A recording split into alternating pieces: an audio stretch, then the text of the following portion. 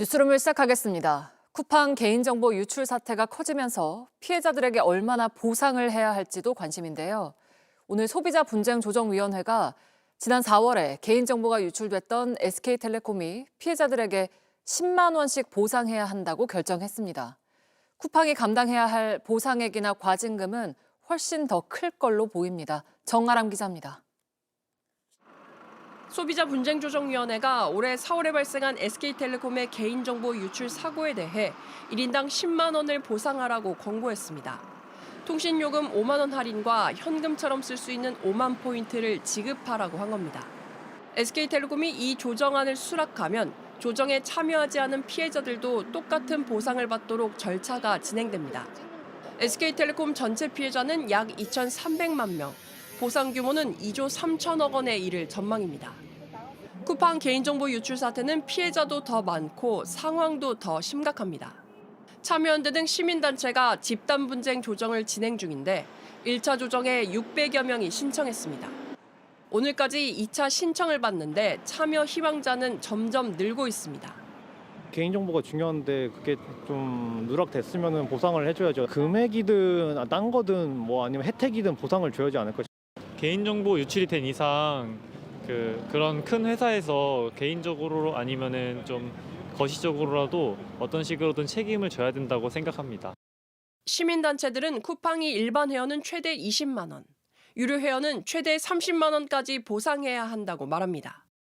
쿠팡 같은 경우에는 이제 내부적인 개인정보 보호 대책이 존재하지 않았고 직원들이 퇴사하면서 정보를 유출했기 때문에 과실이 더 크다고 볼 수 있습니다. 3,370만 명에 달하는 전체 피해자가 보상받게 되면 1인당 평균 25만 원을 가정하더라도 쿠팡이 내야 할 금액은 8조 원을 넘을 거로 추산됩니다. 여기에 과징금 부과 방안도 논의 중입니다. 현행법상 대규모 정보 유출 사고가 발생하면 전체 매출액의 최대 3%까지 과징금을 부과할 수 있습니다. 지난해 약 41조 원 매출을 올린 쿠팡은 1조 2,300억 원까지 과징금을 내야 할 수도 있습니다. JTBC 정아람입니다. 이준석 개혁신당 대표가 윤석열 전 대통령의 공천 개입 의혹과 관련해서 첫 특검 조사를 받았습니다. 이 대표는 국민의힘 대표 시절 의심스러운 공천 정황이 있었다고 말했습니다. 여도현 기자입니다. 이준석 개혁신당 대표가 김건희 특검 사무실에 처음 출석했습니다. 2022년 지방선거와 재보궐선거 당시 국민의힘 대표로 윤석열 전 대통령의 공천 개입 의혹과 관련한 피의자 신분입니다. 저는 일관되게 제가 의심스러운 공천 정황이 있었다는 말을 해왔고 저랑 윤석열 대통령 공범으로 엮으려고 한다. 그거는 굉장히 무리한 시도다 생각합니다. 윤 전 대통령은 2022년 4월 말 당선인 신분으로 강서구청장 후보 공천에 개입한 의혹을 받고 있습니다. 국민의힘 지도부에 전화를 걸어 여러 차례 김태우 후보를 언급하는 통화 녹취가 공개됐습니다. 김태우는 저 파이팅도 있고 거기 누가 나오냐 뭐 해서 얘기를 들어보니까 뭐 그냥 그래. 그래서 하여튼 좀 김태우를 좀 뛸 수 있게 하면은 내가 볼 때는 경쟁력이 있어서 저 구청장 자리를 찾아올 것 같은데. 이 대표 역시 윤 전 대통령이 공천에 개입하려 한 통화 녹음이 있다고 주장해왔습니다. 특검은 이 대표를 상대로 의혹 전반에 대해 확인할 예정입니다. 공천 개입 의혹의 정점인 윤 전 대통령도 어제 8시간 30분 동안 조사를 받았지만 혐의를 부인했습니다.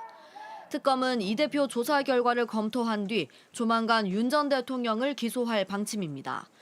한편 김건희 봐주기 수사 의혹으로 내일 조사를 받기로 한 이창수 전 서울중앙지검장은 불출석 사유서를 제출했습니다.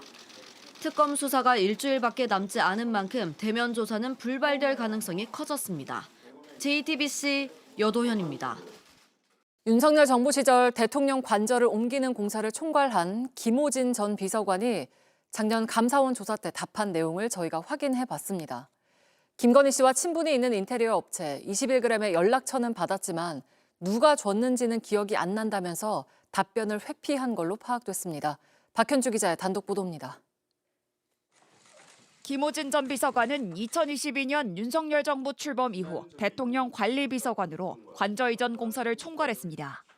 하지만 종합건설업 면허가 없는 인테리어 업체 21g이 관저 이전 공사 업체로 선정돼 논란이 일자 답을 피해왔습니다. 근데 아직도 21g을 누가 추천했는지 기억이 나지 않습니까? 기억이 안 나니까 말씀을 못 드리는 네. 것 저도 안타깝습니다. JTBC 취재 결과 김 전 비서관은 지난해 7월 감사원 조사 과정에서 21g을 누가 추천했는지 끝까지 숨긴 것으로 파악됐습니다. 김 전 비서관은 인수위 관계자들과 경호처 등에서 업체를 선정한 뒤 추천자가 21g 연락처를 줬다면서도 상대가 누군진 기억이 안 난다고 답했습니다. 또 시간이 촉박해 계약 체결 전 공사가 진행된 사실을 알았다고 했지만 누가 지시했는지는 모른다고 선을 그었습니다. 정식 계약 없이 국가 핵심 시설 이전이라는 중대 사업이 진행됐는데도 이를 추천하고 승인한 윗선이 누군지 모른다고 한 겁니다. 준공 검사를 한 적 있느냐는 질문엔 안전 문제와 관련 있어 따로 검사했던 것으로 기억한다고 답했습니다. 하지만 감사원 조사 결과 관저 준공 검사는 이뤄지지 않았던 것으로 파악됐습니다. 감사원은 이러한 답변을 받았음에도 업체 선정 과정에서 특혜가 있었는지에 대해선 별도 감사를 진행하지 않았습니다. 서울중앙지법은 지난 17일 증거인멸 우려가 있다며 특검이 청구한 김 전 비서관의 구속영장을 발부했습니다. JTBC 박현주입니다. 한동훈 전 국민의힘 대표가 장동혁 대표 체제를 비판했습니다. 당 권한을 이용해서 당내 인사를 노골적으로 공격하는 건 처음 본다고 했는데요. 자세한 내용 한민정 기자입니다. 토크 콘서트 현장에 한동훈 전 대표가 등장하자 지지자들은 박수를 치며 환호했습니다. 무대에 올라 마이크를 잡은 한 전 대표는 작심한 듯 발언을 이어갔습니다. 이렇게 당직을 걸고 당의 권한을 이용해서 이렇게 당내 인사를 노골적으로 공격하는 것은 저는 처음 보는 현상이긴 합니다. 최근 국민의힘 당무감사위원회가 친한계 김종혁 전 최고위원에게 중징계 권고 결정을 내린 걸 대놓고 비판한 겁니다. 자신과 싸워 정치적 탈출구를 만들고 싶어하는 사람이 있다며 장동혁 대표를 비롯한 당 지도부를 겨냥했습니다. 최근 구약 성경 구절을 인용해 들이받는 손은 돌로 쳐 죽일 것이라고 경고한 이호선 국민의힘 당무감사위원장의 글을 비꼬기도 했습니다. 저는 당시에 그냥 공직자의 한 명, 권력에 찍힌 권력을 들이받은 누구 말처럼 권력을 들이받은 소 같은 공직자였을 뿐입니다.